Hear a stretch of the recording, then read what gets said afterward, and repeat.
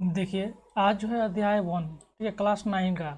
ये जो है क्लास 9 का अध्याय 1 हमारे आसपास के पदार्थ या मैटर्स इन आवर सराउंडिंग्स को बहुत अच्छे से अध्ययन करेंगे। देखिए, इसके में बहुत सारा टर्म जो है हिंदी का ही होता है। आपको हिंदी बाई हिंदी जो है आपको बहुत अच्छे से समझ में आएंगी। अगर कोई टर्म आपको समझ में नहीं आती है तो इसको कमेंट बॉक्स में क्वेश्चन आप कर सकते हैं, ठीक है। चलिए, यह है पहला टर्म कि अपने चारों ओर नज़र दौड़ाने पर हमें विभिन्न प्रकार की वस्तुएं नज़र आती है जिनका आकार, आकृति और बनावट अलग-अलग होती है, ठीक है। ये पहला टर्म कह रहा है कि अगर हम चारों तरफ अगर नज़र दौड़ाएंगे, नज़र दौड़ाने का तात्पर्य ये है कि अगर हम चारों तरफ देखेंगे तो हमें अलग-अलग प्रकार के वस्तुएं, वस्तु मतलब होता है सामान, थिंग्स, हमें नज़र आती है जिनका आकार, आकार मतलब होता है शेप एंड साइजेज जो है अलग-अलग होती है और उनकी बनावट जो है अलग-अलग होती है। इस विश्व में प्रत्येक वस्तु जिस सामग्री से बनी होती है उसे वैज्ञानिकों ने पदार्थ का नाम दिया। ये है कि विश्व में, विश्व मतलब वर्ल्ड में जितने भी वस्तु है वो सब सामग्री किससे बनी हुई थी। वस्तु जो है जिस सामग्री से बनी हुई है उसे वैज्ञानिकों ने किस नाम से क्या नाम दिया? पदार्थ का नाम दिया। कहने का मतलब यह है कि दुनिया में जितने भी वस्तु है, जितने भी सामग्री है, उस सबको वैज्ञानिकों ने, जितने भी वैज्ञानिक है, साइंटिस्ट हैं, उन लोगों ने क्या नाम दिया? उनको पदार्थ, पदार्थ मतलब कि मैटर का नाम दिया, ठीक है। ये मैटर जो है उसे ही कहते हैं। आगे देखते हैं कि जिस हवा में हम सांस लेते हैं, जो हम भोजन खाते हैं, पत्थर, तारे, पौधे एवं पशु, यहाँ तक कि पानी की एक बूंद या रेत का एक कण, ये सभी पदार्थ है। आई होप आप समझ गए होंगे। कहने का मतलब ये है कि जिस हवा में हम सांस लेते हैं, जो हम भोजन खाते हैं, भोजन खाते हैं का मतलब कि जैसे कि गेहूँ, चावल, आटा, ठीक है, वो सब चीज़ जो हम खाते हैं वो सब एक पदार्थ होता है। पत्थर, जैसे कि पत्थर हो गया, बादल हो गए, तारे हो गया, और पौधे और पशु हो गए, यहाँ तक कि पानी है, ठीक है ना। या पानी का एक छोटा सा बूंद ही क्यों ना ले लीजिए, या एक रेत ले लीजिए। रेत कहने का मतलब है कि बालू, सैंड, ठीक है ना। तो उसका एक छोटा से छोटा अगर कण भी ले लीजिएगा तो वो किस श्रेणी में आएगा? पदार्थ की श्रेणी में आएगा, ठीक है। आई होप आप समझ गए होंगे। ध्यान देने योग्य बात यह भी है कि ऊपर लिखी सभी वस्तुओं का द्रव्यमान होता है और ये कुछ स्थान या आयतन घेरती हैं। देखिए, यहाँ पर एक मेन टर्म है कि पदार्थ, जितने मतलब कि पदार्थ जो होता है, ये जितने भी ऊपर दिए गए चीज़ है वो सब क्या है? पदार्थ है। तो ये सभी जो जितने भी ऊपर दिया गया वस्तु है उस सब में क्या होता है? तो द्रव्यमान होता है। और द्रव्यमान होने के साथ साथ वो क्या घेरती हैं? स्थान घेरती हैं या आयतन घेरती हैं, ठीक है। तो यहाँ से हमें जो है एक डिफिनेशन निकल के आता है कि पदार्थ क्या है। तो पदार्थ वो सामग्री है जिसमें द्रव्यमान होता है और कुछ आयतन या स्थान को घेरता है। आगे है कि प्राचीन काल से ही मनुष्य अपने आसपास को समझने का प्रयास करता रहा है, ठीक है। लेकिन ये जो परिभाषा है ना, ये परिभाषा ये छोटे क्लास के लिए है, आपके लिए परिभाषा जो है दूसरा आएगा, ठीक है। तो आप इसके लिए इसको नोट डाउन मत कर लीजिएगा, लेकिन हाँ उसको दिमाग में रखिएगा कि वो होता है पदार्थ, ठीक है। देखिए, आगे कह रहा है कि प्राचीन काल से ही मनुष्य अपने आसपास की पास को समझने का प्रयास करता रहा है। भारत के प्राचीन दार्शनिक ने पदार्थों को 5 मूल तत्वों में वर्गीकृत किया, जिसे पंच तत्व कहा गया, ठीक है। मतलब प्राचीन काल से ही, प्राचीन काल कहने का मतलब ये है कि हमारा जब से मतलब दुनिया शुरू हुआ है तो उस समय से ही मनुष्य जो है ना अपने आसपास की चीज़ों को समझने का प्रयास करता है कि ये क्या है, वो क्या है, ठीक है ना, वैसे करके। तो वैसे कि भारत के जो प्राचीन प्राचीन जो दार्शनिक हैं, ठीक है ना, उन लोगों ने हमारे जो पदार्थ है उसको कितने भागों में बांट दिया? 5 भागों में बांट दिया। उस पांचों भागों को क्या नाम दिया गया? पंच तत्व, ठीक है। ये पंच तत्व कौन कौन से हैं? चलिए एक एक करके हम देख लेते हैं। पहला है वायु, वायु मतलब एयर। पृथ्वी, पृथ्वी मतलब हमारा अर्थ। अग्नि, अग्नि मतलब फायर, ठीक है। जल, जल मतलब वाटर। और आकाश, आकाश मतलब स्काई, ठीक है। मतलब नहीं है उसका, अंग्रेजी बता रहे हैं कि आकाश का अंग्रेजी स्काई होता है। ये सारे जो चीज़ होते हैं ये इन सभी को पंच तत्वों का नाम दिया गया, ठीक है। उसके अनुसार मतलब उनके अनुसार इन्हीं पंच तत्वों से सभी वस्तुएं बनी है, चाहे वो सजीव हो या निर्जीव। देखिए, जो भारत के जो प्राचीन दार्शनिक जो थे ना, इन्हीं जो पंच तत्व वायु, पृथ्वी, अग्नि, जल और आकाश, इन्हीं को, ठीक है ना, कहें कि ये जितनी भी संसार की वस्तुएं हैं, चाहे वो सजीव है चाहे वो निर्जीव है, वो इन्हीं पांचों तत्वों से मिलकर बना हुआ है।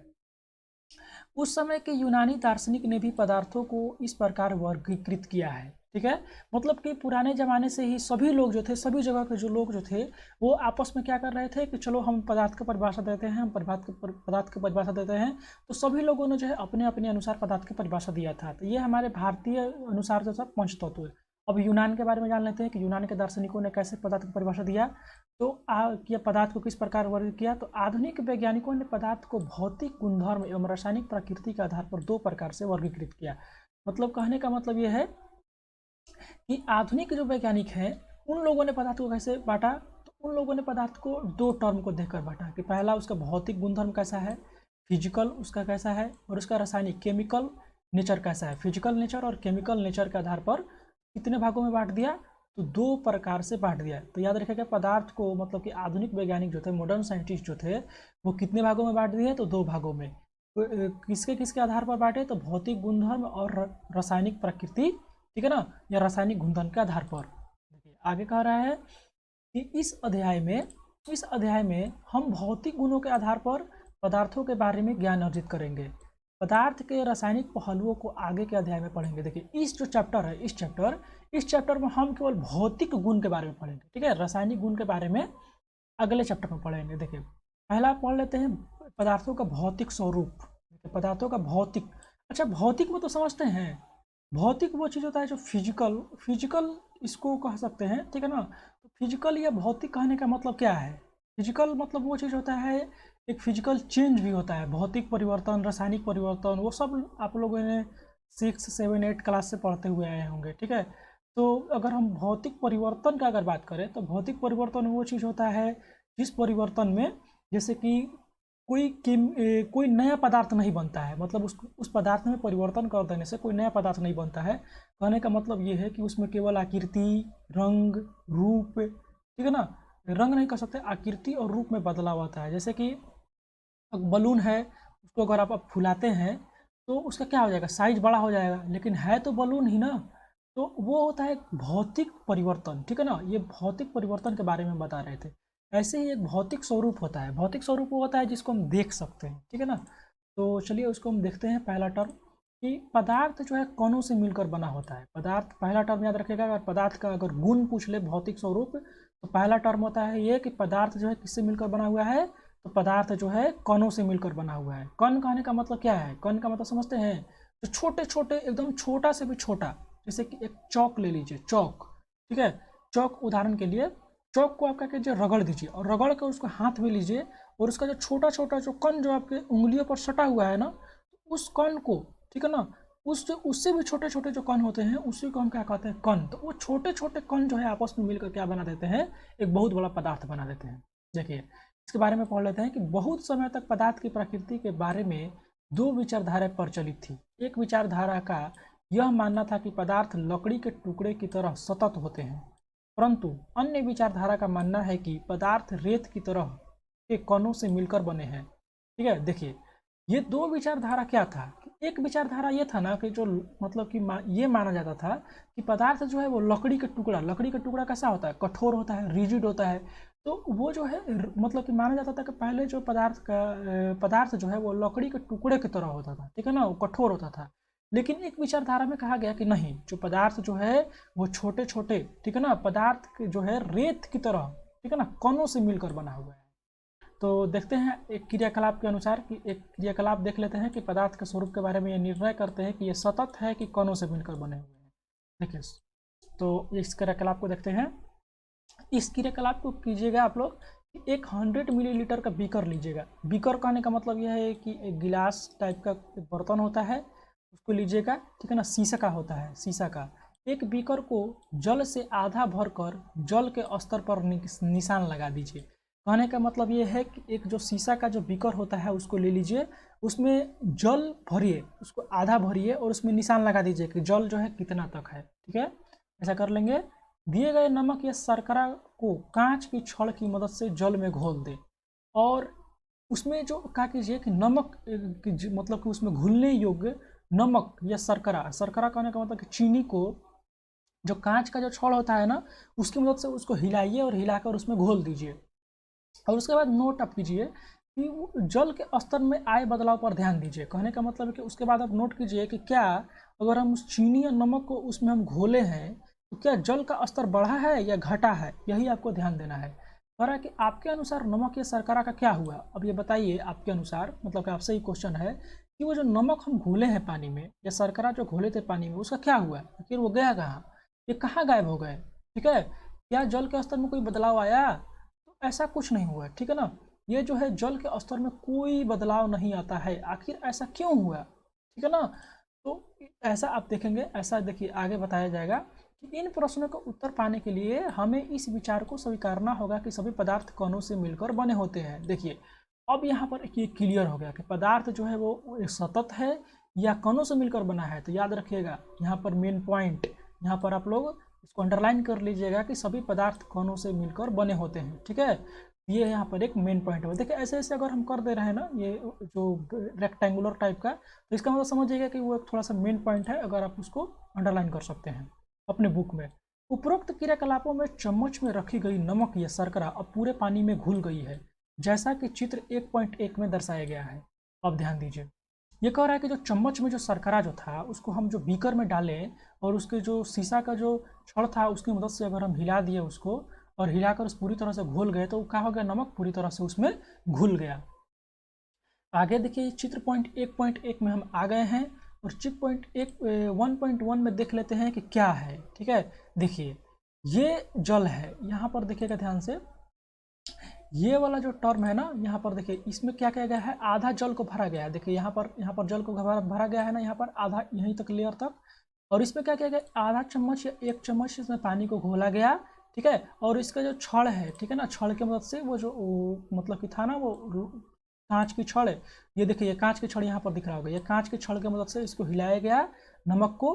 ठीक है ना, और देखिए यहाँ पर क्या हुआ, जल के जो छोटे छोटे जो नमक के जो छोटे छोटे कण हैं वो जल में क्या हो गए, पूरी तरह से मिल गए। ठीक है, तो कह रहा है कि हम जल में नमक घोलते हैं। ठीक है, तो नमक के कण जल के कणों के बीच के रिक्त स्थानों में समावेशित हो जाते हैं। कहने का मतलब यह है, देखिए आपका आंसर मिल गया कि वो जो नमक जो था अगर हम उसको जल में घोले तो क्या हुआ उसका, तो ये हुआ कि जब नमक को अगर हम घोले, ठीक है ना, तो जल के बीच में क्या होता है, जल के जो बीच में कुछ रिक्त स्थान होते हैं, तो उन रिक्त स्थानों में जाकर वो फिट हो जाते हैं, वो समावेशित हो जाते हैं। देखिए आगे कह रहा है कि पदार्थ के ये कण कितने छोटे, आखिर ये जो पदार्थ होते हैं ये पदार्थ के कण कितने छोटे छोटे होते हैं। तो देखिए एक क्रियाकलाप के मदद से और समझते हैं। देखिए पोटेशियम परमैंगनेट का 2 या 3 क्रिस्टल को 100 मिलीलीटर पानी में घोल लीजिए। इस घोल में से लगभग 100 ml घोल निकालकर उसे 90 ml जल में मिला दें। ठीक है, फिर उस उपरोक्त घोल में 10 मिलीलीटर निकालकर उसे भी 90 मिलीलीटर जल में मिला दें। इस प्रकार इस घोल को 5 से 8 बार तक तनुकृत करें। क्या अब जल अब भी रंगीन है। देखिए इसको समझ में नहीं आया होगा तो फिर से समझाते हैं। ये कह रहा है, देखिए इसमें अगर पोटेशियम परमैंगनेट जो होता है वो नीले कलर का होता है। ठीक है, हल्का हल्का जो है नीले कलर का होता है, रेड कलर का होता है। ठीक है, तो देखिए पोटेशियम परमैंगनेट जो है, पहले क्या कीजिए कि 100 मिलीलीटर पानी में घोल दीजिए। ठीक है, 100 मिलीलीटर पानी में घोलने के बाद, ठीक है, इस घोल में लगभग 10 मिलीलीटर घोल निकालिए। 10 मिलीलीटर कहने का मतलब यह है कि देखिए चित्र की ओर इंगित करेंगे तो ध्यान दीजिएगा। देखिए यहाँ पर 100 मिलीलीटर पानी है। ठीक है, इसमें देखिए ये इसमें क्या किया गया, थोड़ा सा पोटेशियम परमैंगनेट को मिलाया गया। अब इसमें से क्या कीजिए, बस थोड़ा सा, ठीक है ना, ये जो घोल है, ये जो बड़ा वाला ये जो घोल है ये 100 मिलीलीटर का है, इसमें से सिर्फ आप 10 मिलीलीटर निकालिए। आप जानते हैं कि 100 मिलीलीटर ज़्यादा बड़ा होता है, 10 मिलीलीटर सिर्फ तो थोड़ा सा होगा, थोड़ा सा ही पानी आएगा। देखिए इसमें थोड़ा सा परख नली में पानी आया है और इसको 100 मिलीलीटर पानी वाले में इसको घोल दीजिए। ठीक है, फिर इसमें से ये जो 100 मिलीलीटर वाला जो घोल बना है उसमें से 10 मिलीलीटर फिर निकालिए एक परख नली में, और इसके एक दूसरे 100 मिलीलीटर वाले पानी जो है वो साफ होना चाहिए। ठीक है, ये नहीं कि वो रंगीन होना चाहिए। ठीक है, 100 मिलीलीटर वाला पानी में घोल दीजिए। फिर इस प्रक्रिया को 10 मीटर फिर निकालिए, 100 मीटर फिर पानी वाले में घोल दीजिए। इस प्रक्रिया को 5 से 8 बार करिए। ठीक है, तो ये करने से ये पता चला कि वो जो मतलब कि जो पानी है वो अभी थोड़ा थोड़ा रंगीन ही हमें दिखाई दे रहा है।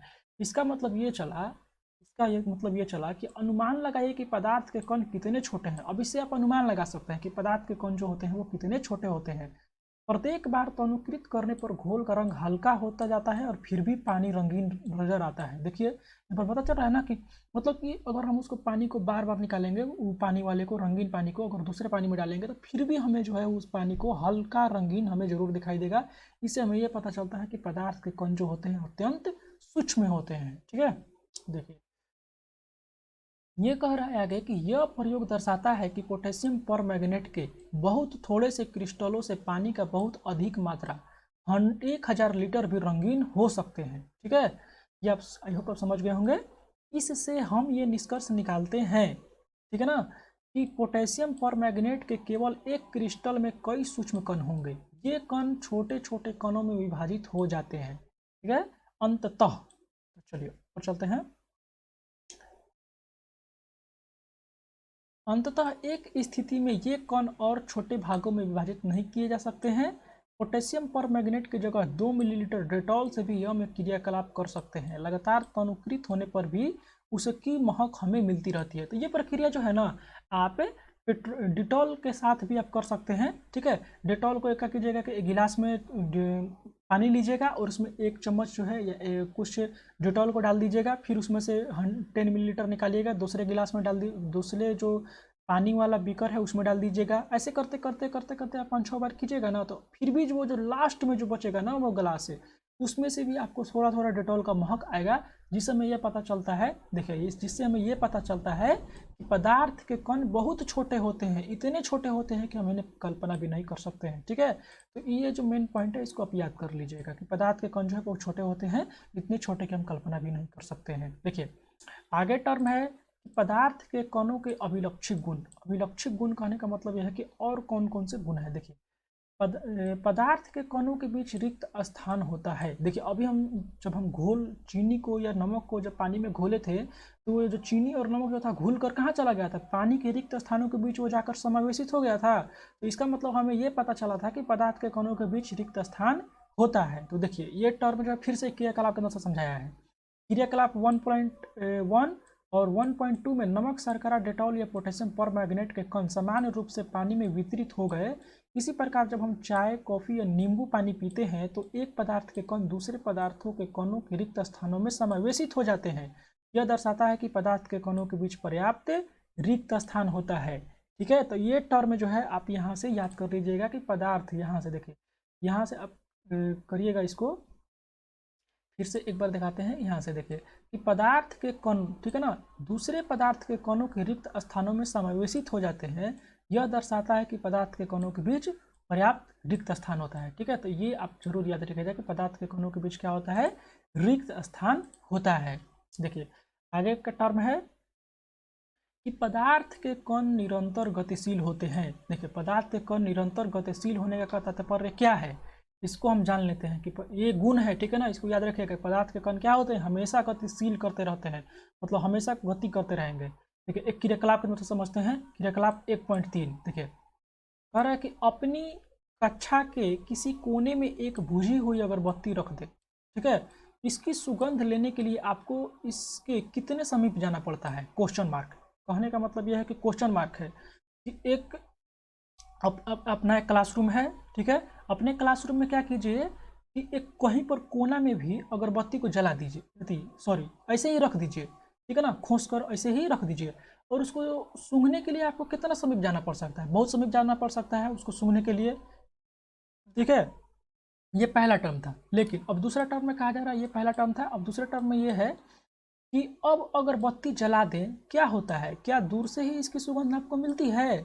अपने प्रेक्षण को नोट करें, इसको मतलब कि नोट कीजिए कि क्या हम जब अगरबत्ती को बुझा हुआ वहाँ पर छोड़ दिए थे तो हमें जो है उसके बहुत पास जाकर उसकी सुगंध सूंघना पड़ता था। लेकिन जैसे ही अगरबत्ती को हम क्या कर रहे हैं, जला दे रहे हैं, तो उसके जो सुगंध है वो हमें बहुत दूर से ही मिल जा रहा है। कहने का मतलब है कि पदार्थ का जो कण है वो वायुमंडल के कण के साथ मिलकर वो क्या कर रहा है, गति कर रहा है। इससे हमें यह पता चलता है कि पदार्थ के कण जो है वो क्या होते हैं, गतिशील होते हैं। अगर ये समझ में नहीं आया होगा तो एक क्रियाकलाप 1.4 दिया गया है, उसको भी आप देखिए। बोला जा रहा है पहले पॉइंट में कि जल से भरे 2 गिलास या 2 बीकर लीजिए। देखिए गिलास या बीकर ठीक है ना। इसको गिलास जो है और बीकर जो है वही टर्म है, शीशा का गिलास ले लीजिएगा, ठीक है। पहले बीकर के एक सिरे पर सावधानी से एक बूंद लाल या नीली स्याही डाल दे और दूसरे में शहद डाल दे, ठीक है।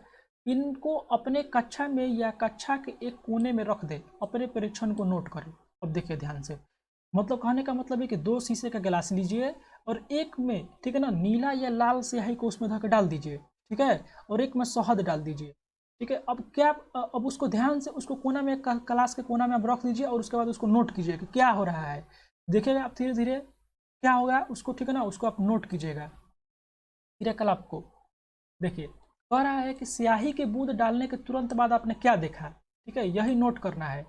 शहद के बूंदे डालने के तुरंत बाद क्या देखा आपने। स्याही का रंग पूरे जल में एक समान रूप से फैलने में कितने दिन या कितने घंटे लगते हैं। देखिए इसको डालिएगा ना जब स्याही को पानी में, तो क्या होगा कि जो स्याही है वो धीरे धीरे पानी के ऊपर क्या हो जाएगा, पूरी तरह से फैल जाएगा। लेकिन जो शहद को डालेगा ना तो क्या हो जाएगा, नीचे वो जो है उसका पेंदी में जाकर बैठ जाता है, ठीक है। तो वो पूछ रहा है कि वो कितना घंटा लगा आखिर, ठीक है ना, नीचे जाने में और स्याही को पूरे जल पर एक समान रूप से फैलने में, ठीक है।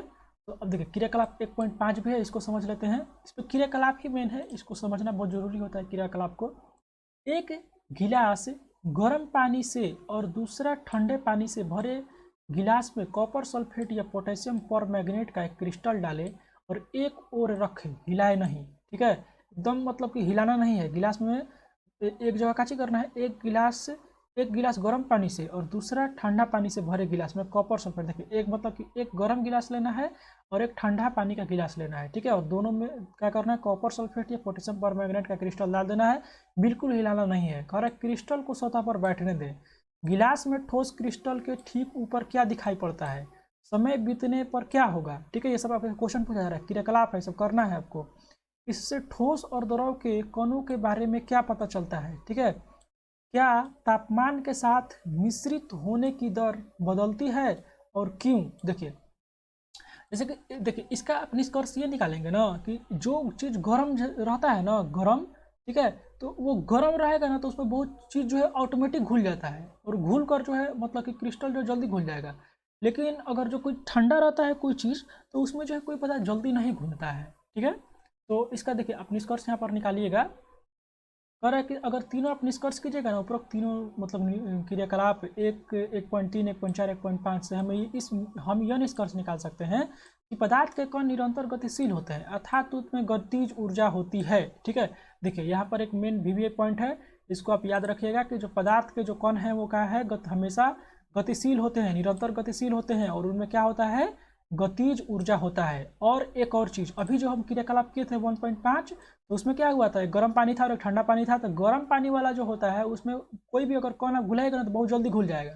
तो तापमान बढ़ने से कणों की गति में तेजी हो जाती है, इसीलिए हम कह सकते हैं कि तापमान बढ़ने से कणों की गतिज ऊर्जा भी बढ़ती है। तो देखिए यहाँ पर भी एक मेन पॉइंट मिल गया कि अगर हम तापमान बढ़ा देंगे तो कणों की गतिज ऊर्जा जो है वो भी क्या हो जाएगी, बढ़ जाएगी, ठीक है। देखो अब आगे आते हैं, इसका एग्जाम्पल देखिए इस प्रकार कर सकते हैं। देखिए तावा है, ठीक है ना, तावा को एक चूल्हा पर रख दीजिएगा और इसको गैस को बारिएगा मत, उस पर पानी डालिएगा, कुछ होगा नहीं होगा, कोई गति नहीं करेगा, ठीक है। अब वही तावा को गर्म कर दिया, उसमें पानी डालिए, पानी तुरंत तो लगेगा छन छन कर रहे, क्या है, इसकी जैसे उसका तापमान बढ़ाएं उसकी गति में क्या हो गया, गति भी उसका बढ़ गया। तो गति ऊर्जा बढ़ जाता है तापमान बढ़ने के साथ, ठीक है। आई होप एग्जाम्पल से समझ गए होंगे। उपरोक्त तीनों क्रियाकलापों से हमने देखा कि पदार्थ के कण अपने आप ही एक दूसरे के साथ अंतः मिश्रित हो जाते हैं। ऐसा कणों के रिक्त स्थानों में समावेश होने के कारण होता है। दो विभिन्न पदार्थों के कणों का स्वतः मिलना ही विसरण कहलाता है। देखिए अब ये विसरण क्या है, विसरण कहने का मतलब ये है, ये विसरण जो है ना ये द्रव में और गैस में होता है, ठीक है। तो इसको याद रखें, आप पढ़े भी होंगे कि विसरण क्या होता है। तो दो विभिन्न पदार्थों का, ठीक है ना, दो विभिन्न पदार्थों के कणों का स्वतः मिलना ही क्या कहलाता है, विसरण कहलाता है, ठीक है। आगे कह रहा है कि हमें यह भी पता चलता है कि गर्म करने पर विसरण तेज हो जाता है, ऐसा क्यों होता है। और हमें अभी अभी पता चला कि जब कोई भी चीज़ अगर गर्म कर देते हैं, ठीक है ना, तो उसका विसरण बहुत ज़्यादा तेज हो जाता है। जैसे कि एक गर्म पानी लीजिएगा और एक ठंडा पानी लीजिएगा, ठंडा पानी में चीनी जो है कम घुलेगा वही, लेकिन अगर गर्म पानी है तो उसमें चीनी और नमक डालते जाइएगा बहुत जल्दी घुल जाएगा, ठीक है। आई होप आप समझ गए होंगे। देखिए आगे आते हैं। खत्म हो गया उतना। अब देखिए दूसरा पॉइंट है कि पदार्थ के कण एक दूसरे को क्या करते हैं, आकर्षित करते हैं। कहने का मतलब ये है कि जो पदार्थ के जो कण होते हैं ना, वो एक दूसरे को अपनी ओर खींच के रखते हैं, मतलब आकर्षित करते हैं, ठीक है, इंटरेक्ट करते हैं। एक क्रियाकलाप के मतलब से इसको भी समझते हैं कि ये कैसे करते हैं आखिर। इस खेल को एक मैदान में खेलें, जैसे कि वो खेल दिया गया है, देखो यहाँ पर एक खेल है, चित्र में ध्यान से अगर दिख रहा होगा तो ठीक है, नहीं तो अपने बुक में देख लेना। इस खेल को एक मैदान में खेलें। आगे बताए गए ढंग से 4 समूह बनाकर मानव श्रृंखला बनाएं। पहला समूह ईद मिस्मी नर्तकों की तरह एक दूसरे के पीछे से कसकर पकड़ ले। देखो यहाँ पर कुछ दिया है कि पीछे से पकड़ लेना है, इसे बाही में बाही डाल लेते हैं ना, वही है, ठीक है ना, उसको पकड़ कर, ठीक है। कह रहा है कि दूसरा समूह एक दूसरे का हाथ पकड़कर मानव श्रृंखला बना ले। तीसरा समूह केवल उंगली के सिरों से छूकर एक श्रृंखला बनाए। देखो ये अच्छी और है, कह रहा है कि अब चौथा समूह उपरोक्त वर्णित तीनों मानव श्रृंखलाओं को तोड़कर छोटे छोटे समूह में बांटने का प्रयास करे। अब देखो अब यहाँ पर क्या है, ये तीनों श्रृंखला को समझना पहले जरूरी है, ठीक है। देखो पहला समूह में क्या कह रहा है कि पहला वाला में जो है, देखो ये हाथ को, देखो ये हाथ को इसके कमर के इसके पीछे लेकर वहीं से पकड़ लेना है, और इधर वाला जो हाथ है ये इसके इधर वाला जो पकड़ लिया है, ठीक है ना, वो तो एकदम पूरी तरह से उसको पकड़ लिया है, ठीक है। तो पकड़ने के बाद ये पहला पॉइंट था, तो उसको कस कर पकड़ लिया है। दूसरा में मानव श्रृंखला, जैसे कि देखो नीतीश कुमार जो थे मानव श्रृंखला इसे हाथ पकड़ पकड़ कर दोनों बनवाए थे ना, तो शराबबंदी पर, तो वो कैसे बना हुआ था, हाथ पकड़ पकड़ कर श्रृंखला पूरे बिहार में बना हुआ था, तो वैसे बना लिया ना है। और तीसरा एक जो समूह है उसमें उंगली पकड़ पकड़ कर, ठीक है ना, उंगली का जो सिरा होता है, जैसे कि उंगली है, एक ऐसे उंगली है, ठीक है, और एक दूसरा उंगली जो है मात्र ऐसे पकड़ कर सिरा बनाना है, ठीक है, वो करना है। अब क्या करना है चौथा व्यवहार में कि अब श्रृंखला जो है, वो तीनों जो श्रृंखला बना है, वो तीनों श्रृंखला को तो आप तोड़ो, आप किसको आप जल्दी तोड़ पाओगे। ये क्वेश्चन आप पूछ रहा है आपसे कि किस श्रृंखला को आप जल्दी तोड़ पाओगे, क्या वो जो हाथ कसकर बंधा हुआ था, या केवल हाथ में हाथ डालकर जो बना हुआ था, या केवल जो उंगली से पकड़कर बना हुआ था। यही पूछ रहा है कि किस समूह को तोड़ना आसान था और क्यों। तो कह रहा है कि यदि हम प्रत्येक विद्यार्थी को पदार्थ का एक कण माने तो किस समूह में कणों ने एक दूसरे को सबसे अधिक पकड़ कर रखा था। अभी बताइए, अगर मान लो कि ये जो 3 गो यहाँ पर आपको कंडीशन दिया गया था, तो पूछ रहा है कि तीनों कंडीशन में कौन जो था वो सबसे अधिक, मतलब कि जोर से पकड़, तीनों को पदार्थ मान लीजिए और पदार्थ मान लीजिए, और कौन सा जो मतलब कि जो श्रृंखला है वो सबसे अधिक मतलब कि अधिक बल से पकड़ कर रखा था, इसी को आपको बताना है। तो आपको पता चलेगा कि वो जो पहले वाला जो श्रृंखला जो था, मतलब कि यहाँ पर ये मिस्मी की तरह जो नर्तकी जो था, ये एक दूसरे के पीछे कस कर जो पकड़ा था, इसको तोड़ना बहुत ज़्यादा मुश्किल हो गया था। उसके बाद इनको तोड़ना मुश्किल हो गया था, और इनका तो तोड़ना बहुत ही ज़्यादा आसान हो गया था, क्योंकि ये उंगली से पकड़ कर रखे थे, ठीक है। तो ऐसे आप निकल निकाल सकते हैं कि उंगली से पकड़े हुए जो श्रृंखला जो था, उनमें बल जो था वो बहुत ही ज़्यादा कम लगाना पड़ा, क्योंकि इनमें बल कम लगा था, ठीक है, अधिक कम बल से पकड़ रखा था। इन दोनों के बीच में बहुत ज़्यादा बल लगा हुआ था, इसीलिए हमें कुछ ज़्यादा बल लगाना पड़ा, और इनमें हमें बहुत ज़्यादा बल लगाना पड़ेगा, क्योंकि ये एक दूसरे से बहुत ही ज़्यादा कस कर पकड़ रखे थे, ठीक है। आई होप आप समझे होंगे। देखिए अगला टर्म क्या है, क्रियाकलाप 1.7। देखो इसको भी समझ लेते हैं कि एक लोहे की कील, एक चौक का टुकड़ा और एक रबर बैंड लो, इन पर हथौड़ा मारकर, काट कर या खींच कर उसे भंगुर करने का प्रयास करो। कह रहा है कि इन तीनों में से किसके कण अधिक बल से एक दूसरे से जुड़े हैं। देखो कह रहा है कि 3 को पदार्थ लो, तीनों कौन कौन पदार्थ लेंगे, एक लोहे का कील ले लो, लोहे का कील कांटी, ठीक है, एक चौक का टुकड़ा ले लो, चौक जिसको ब्लैक बोर्ड पर लिखते हैं, ठीक है ना, व्हाइट बोर्ड पर नहीं, ब्लैक बोर्ड पर लिखते हैं, और एक रबड़ बैंड ले लो, ठीक है, और इस पर क्या करो, हथौड़ा मारो, इसको हथौड़ा मारो, चाहे काटो चाहे खींचो, कुछ करो, लेकिन उसको भंगूर कर दो। भंगूर करने का मतलब है कि उसको फोड़ दो, ठीक है। इसको फोड़ना कह रहा है कि इन तीनों में से किसका कण अधिक बल से एक दूसरे से जुड़े हैं। तो आपको पता चलेगा कि जो लोहे का जो कील है, इसको अगर हम हथौड़ा से मारें, चाहे इसको हम काटे, चाहे खींचे, कुछ हो के लोहे का कील जो है जल्दी नहीं टूटेगा, ठीक है। यही हमें बताना था। अब आगे आते हैं क्रियाकलाप 1.8। देखो ये क्या है, कह रहा है कि जल का नल खोलकर जल की धार को अपनी उंगली से काटने का प्रयास करें। क्या जल की धार कटती है? जल की धार न कटने का क्या कारण है? देखो जैसे कि नल खोलो और नल को पानी गिर रहा है, तो अब उस पर एक उंगली लगाओ बिचवा में, ठीक है, मतलब कि उसका धारा काटो, मतलब वो नीचे की ओर बह रहा है तो उसको उंगली से कहूँ दूसरा जगह करो, तो जल जल का जो धारा है वो हमेशा एक सीध में बहता है, ठीक है, तो वो नहीं कटता है। आखिर कटने का कारण क्या है, नहीं कटने का कारण क्या है, ठीक है, तो इसके बारे में हम देख लेते हैं। कह रहा है कि उपरोक्त तीनों क्रियाकलाप सुझाते हैं कि पदार्थ के कणों के बीच एक बल कार्य करता है। यह बल कणों को एक साथ रखता है। इस आकर्षण बल का सामर्थ्य प्रत्येक पदार्थ में अलग अलग होता है। देखो यहाँ पर जो है हमें एक परिभाषा मिला, ठीक है, इस परिभाषा और एक मेन पॉइंट मिला, ठीक है, इन पॉइंट को आप याद रखिएगा। कैसे याद रखिएगा, इस प्रकार याद रखिएगा।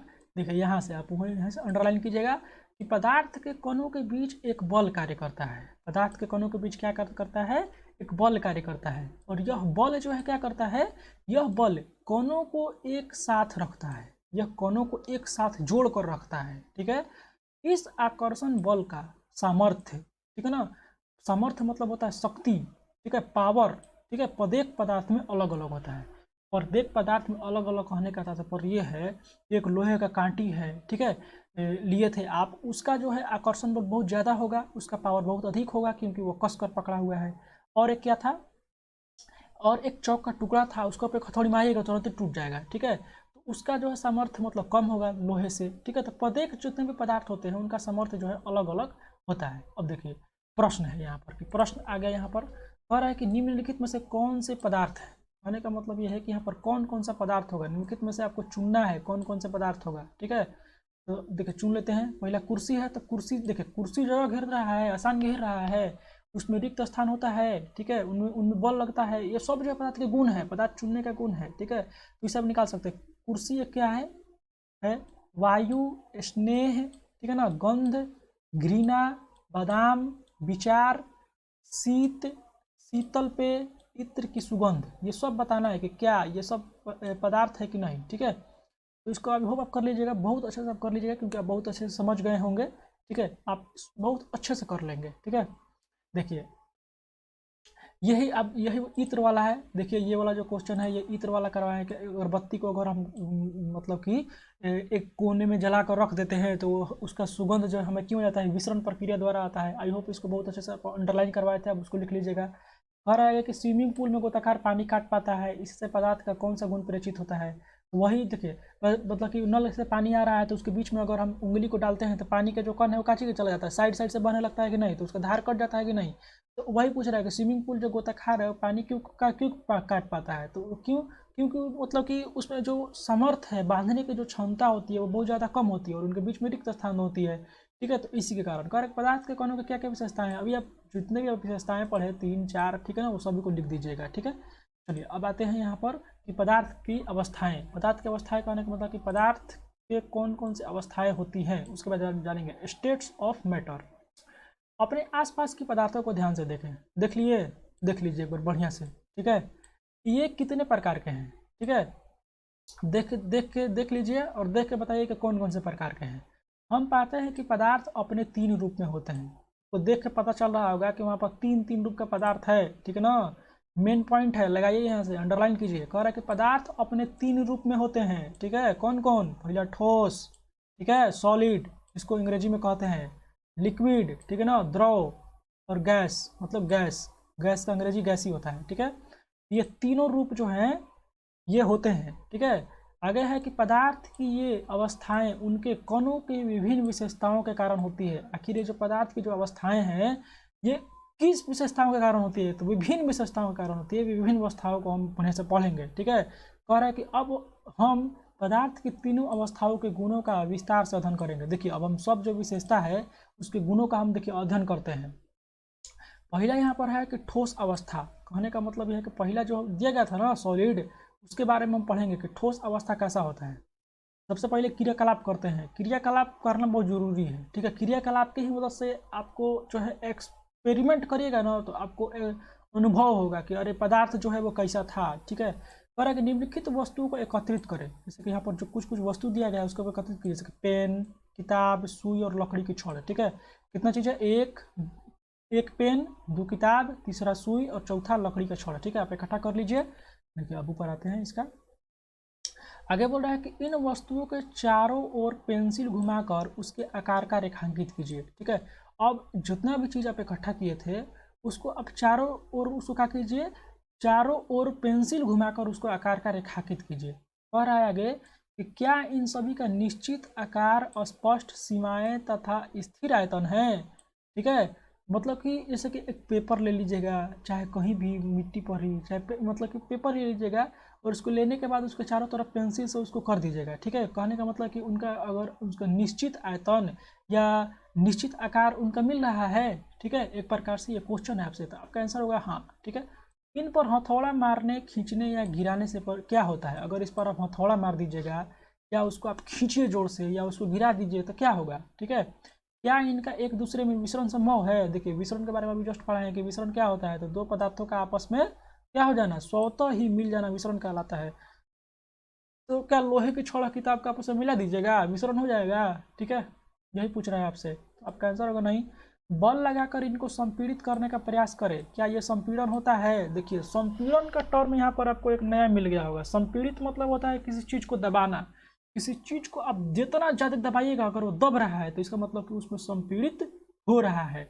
अगर आप उसको दबा रहे हैं और वो दब ही नहीं रहा है, इसका मतलब का चीज नहीं हो रहा है, वो संपीड़ित नहीं हो रहा है। ठीक है, देखिए आगे अब चलते हैं। कह रहा है आगे कि उपरोक्त सभी उदाहरण ठोस के हैं। ठीक है, हम देख सकते हैं इन सभी का एक निश्चित आकार, जैसे कि पेंसिल से घुमा घुमा कर कॉपिया पर आप बनाए थे पेंसिलवा से, तो उनका आकार निश्चित आया था, वो निश्चित आकार का बना हुआ था। ठीक है, ये क्या हो गया। देखिए आगे बोल रहा है आगे कि अस्पष्ट सीमाएं, ठीक है, तथा स्थिर आयतन यानी नगण्य संपीड़ता होती है। देखिए और आयतन भी निश्चित होता था, जैसे कि किताब है उसको एक जगह रख दीजिए, वो एक जगह रखी चाहे उसको हटाकर दूसरी जगह रख दीजिए, वो फिक्स जगह जो है वो घेरेगा। तो इसका मतलब ये हुआ कि उसका आयतन निश्चित हो गया। और संपीड़िता नगण्य होता है, कहने का मतलब ये है कि एक लोहे का छड़ लीजिए, चाहे किताब लीजिए, बुक लीजिए, उसको दबाइए एकदम जोर से, वो दबेगा या नहीं दबेगा। तो दबे नहीं करेगा तो इसका मतलब कि उसकी संपीड़ता निम्न होती है। जैसे कि एक लोहे का छड़ है, उसको दबाइए, वो दबेगा नहीं दबेगा, तो उसकी वो दबता नहीं है, इसका मतलब संपीड़ता नहीं है, तो उसको नगण्य संपीड़ता हम मान लेते हैं। थोड़ा सा दबता भी है तो उसको नगण्य संपीड़ता मान लेते हैं, मतलब संपीड़ता बहुत ना के बराबर होता है। बाह्य बल लगाने पर भी ठोस अपने आकार को बनाए रखते हैं, मतलब कि अगर बाह्य बल अगर लग रहा है कहीं से, ठीक है, जैसे कि एक टेबल है, कुर्सी, अगर उस पर हम बैठ रहे हैं तो वो ठोस जो है अपना आकार को बनाए रखता है। ठीक है, ये नहीं कि उसको हम बैठ गए तो पता चला कि वो लप गया और नीचे झुक गया। ठीक है, ऐसा नहीं होगा। ठीक है, बल लगाने पर ठोस टूट सकते हैं लेकिन इनका आकार नहीं बदलता है, इसीलिए ये दृढ़ होते हैं। देखिए यहाँ पर एक और पॉइंट मिल गया, अंडरलाइन कीजिए। कहने का मतलब यह है कि अगर ठोस पदार्थ पर अगर बल लगाइएगा, ठीक है, तो टूट इनका आकार नहीं बदलेगा। ठीक है, लेकिन ये टूट जाएंगे। ठीक है, मतलब कहने का मतलब ये हुआ कि अगर हम कुर्सी पर, चाहे टेबल पर, चाहे कलम है, पेंसिल है, किताब है, ठीक है, उसको आप बल लगाइएगा ना पूरा एकदम जोर से उसको, मतलब कि दाबिएगा, चाहे खींचिएगा, चाहे उस पर अगर जोर से उसको हथौड़ी से हिट कीजिएगा, मारिएगा, तो उनका आकार में परिवर्तन नहीं होगा, वो टूट जाएगा। ठीक है, इसका मतलब ये हुआ कि ठोस जो होते हैं वो कैसे होते हैं, दृढ़ होते हैं। ठीक है, तो ये याद रखिएगा ठोस कैसे होते हैं, दृढ़ होते हैं। देखिए अब आगे आइए, निम्नलिखित कथनों पर विचार कीजिए। और पहला कि रबर बैंड को क्या माना जाएगा, क्या खींचकर इसका आकार बदला जा सकता है, क्या ये ठोस है। अब देखिए यहाँ पर अभी तो आप पढ़े हैं कि ठोस को तो हम संपीड़ित कर ही नहीं सकते हैं। ठीक है, तो लेकिन अभी आपसे क्वेश्चन पूछा गया कि लीजिए रबड़ बैंड क्या है, रबड़ के बैंड को क्या माना जाए, इसको ठोस माना जाए। अगर इसको रबड़ का खींचेगा तो खींचा भी जाता है, इसका मतलब कि वो संपीड़ित तो हो गया। ठीक है, तो इसका आकार तो बदला जा सकता है। ठीक है, लेकिन अभी आप पढ़े हैं कि ठोस का जो है आकार बदला नहीं जा सकता है, अगर उस पर बल लगाइएगा तो टूट जाएगा, लेकिन रबड़ को तो आप दबाइएगा तो दब भी जाएगा। ठीक है, तो इसको क्या माना जाए, ठोस माना जाए, ये क्वेश्चन है आपसे। दूसरा क्वेश्चन है आगे कि विभिन्न आकारों के बर्तनों में रखने पर चीनी और नमक उन्हीं बर्तनों का आकार ले लेते हैं, क्या ये ठोस हैं। देखिए अब जैसे कि चीनी है चाहे नमक है, ठीक है, उसको बोरिया में रखेगा तो बोरिया का आकार बन जाएगा, उसको आप अगर डिब्बा में रखिएगा ना छोटा सा तो डिब्बा का आकार बन जाता है, गिलास में रखिए तो गिलास का आकार बन जाता है। इसका मतलब कि उसका आकृति और आकृति जो है चेंज होगा कि नहीं, आयतन तो सेम रहता है लेकिन उसका आकृति चेंज हो रहा है। तो क्या ये ठोस है कि नहीं, ये पहले बताइए तो तनी। स्पंज क्या है, ये ठोस है, ठीक है ना, यह ठोस है लेकिन फिर भी इनका संपीड़न संभव है। क्यों, जो स्पंज स्पंज खाए हैं तो स्पंजी जो चीज़ होता है, जैसे कि जो मुलायम होता है थोड़ा सा, ठीक है, तो स्पंजी बॉल हो गया, स्पंज हो गया, वो सब क्या होता है, ठोस होते हैं, लेकिन ये फिर भी इनका संपूर्ण संभव है। क्यों, यही आपसे क्वेश्चन है। देखिए सबका आंसर दिया हुआ है, घबराने की जरूरत नहीं है। देखिए ये सभी ठोस ही हैं, ठीक है, इनको काची कहेंगे हम, ठोस ही कहेंगे, ठीक है, इसको घबराइएगा मत, ये सभी ठोस हैं। कह रहा है कि बाह्य बल लगाए जाने पर रबड़ बैंड का आकार बदलता है और बल हटा देने पर पुनः अपने मूल आकार में आ जाता है। अत्यधिक बल लगाने पर यह टूट भी जाता है। देखिए अब ध्यान से, जैसे कि जो रबर बैंड है उसको आप खींचिए, ठीक है, खींचेगा तो वो काची चला जाएगा, थोड़ी सा लमड़ जाएगा, लंबा हो जाएगा, लेकिन जैसे उसको छोड़ दीजिए, छोड़ दीजिएगा तो मूल आकार में आ जाएगा कि नहीं, जो पहले का आकार का था। और चाहे उसको अत्यधिक बल लगा दीजिएगा, उसको जोर से लगा खींच दीजिएगा ना, तो टूट हो जाएगा, पट दे, तो इसका मतलब कि वो ठोस ही है, ठीक है। कह रहा है कि चाहे हम शर्करा या नमक को अपने हाथ में लें या किसी प्लेट या जार में, इनके क्रिस्टलों के आकार नहीं बदलते हैं। देखिए जो नमक के जो छोटे छोटे जो क्रिस्टल क्या होते हैं, क्रिस्टल जो छोटे छोटे जो कण होते हैं ना नमक के या चीनी के, उन्हीं को हम क्रिस्टल के नाम से जानते हैं। तो क्रिस्टल जो है उनके आकार नहीं बदलते हैं, भले वो बहुत सारा अगर चीनी या नमक है तो उनका आकार बदल जाता है, लेकिन जो छोटे छोटे जो क्रिस्टल होते हैं उनका आकार नहीं बदलता है, इसीलिए हम इसको ठोस ही मानेंगे। स्पंज में बहुत छोटे छिद्र होते हैं जिनमें वायु का समावेश होता है, ठीक है। स्पंज जो होता है उसमें क्या होता है, छोटा छोटा छिद्र होता है, तो उसमें वायु जो है घुसकर बैठ जाता है, तो मतलब कि समावेश होता है, फिट हो जाता है। जब हम इसे दबाते हैं तो वायु बाहर निकलती है, जिससे इनका संपीड़न संभव हो पाता है। तो जो स्पंज है अगर उसमें वायु भरा रहता है तो अगर उसको हम दबाएंगे ना तो क्या हो जाएगा, वायु जो है बाहर निकल जाती है और जिससे उनका संपीड़न संभव हो पाता है। लेकिन इतना याद रखिएगा कि ये भी एक ठोस ही होता है। देखिए एक अब आएंगे द्रव अवस्था के बारे में कि द्रव अवस्था क्या होता है। देखिए द्रव अवस्था के बारे में जान लेते हैं। एक क्रियाकलाप बहुत जरूरी है, तो क्रियाकलाप देख लेते हैं। पहले कहे कि निम्नलिखित वस्तुओं को एकत्रित कीजिए। जितना भी ये वस्तु दिया गया है उसको आप सबसे पहले इकट्ठा कीजिए। जल, खाने पकाने का तेल, दूध, जूस और शीतल पेय। देखिए सभी जो है यहाँ पर द्रव अवस्था का ही दिया गया है, तो कह रहा है कि सभी को पहले एकत्रित कर लीजिए।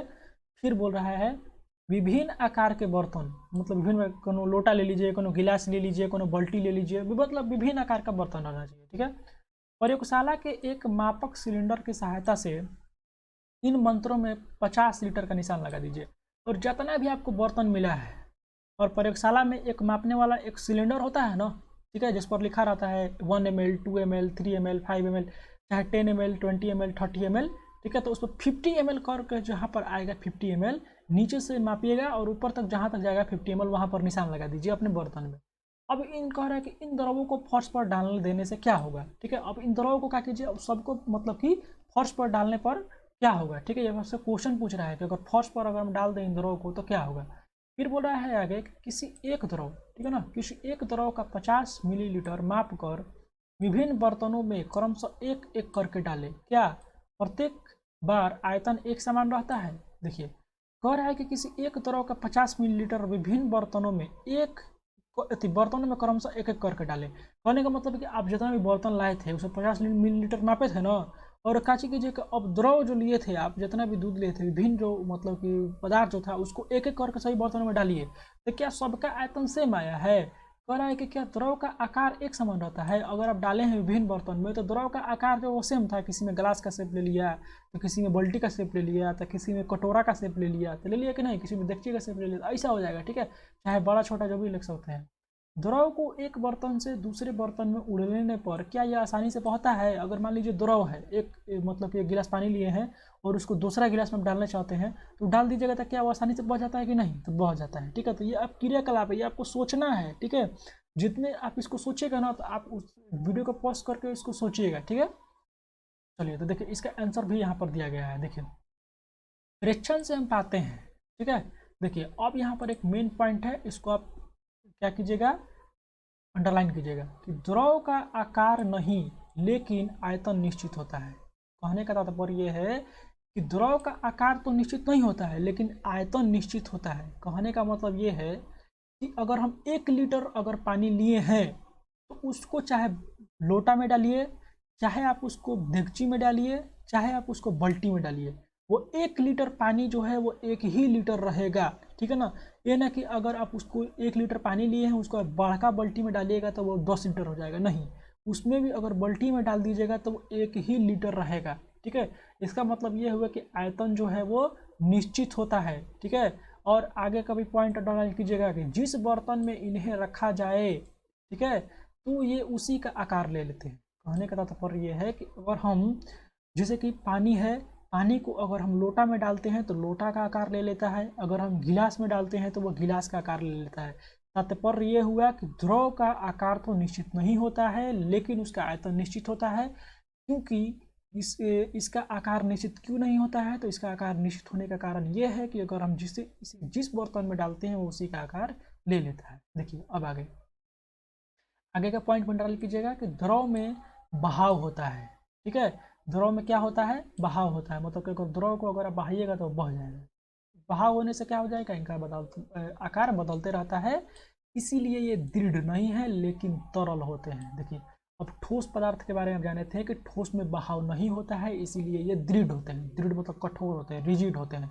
लेकिन ये जो द्रव जो होते हैं वो दृढ़ या रिजिड नहीं होते हैं, ये कैसे होते हैं, तरल होते हैं, मतलब लिक्विड फॉर्म में होते हैं। ठीक है, आई होप ये वाला टर्म जो है बहुत आप अच्छे से समझे होंगे। ठीक है, इसमें यही मेन पॉइंट थे यहाँ से लेकर यहाँ तक। देखिए अब आगे आते हैं और आगे के क्रियाकलाप 1.4 और 1.5 के संदर्भ में हमने देखा कि ठोस और द्रव का विसरण द्रव में संभव है। ठीक है, वातावरण में गैसें विसरित होकर जल में घुल जाती है।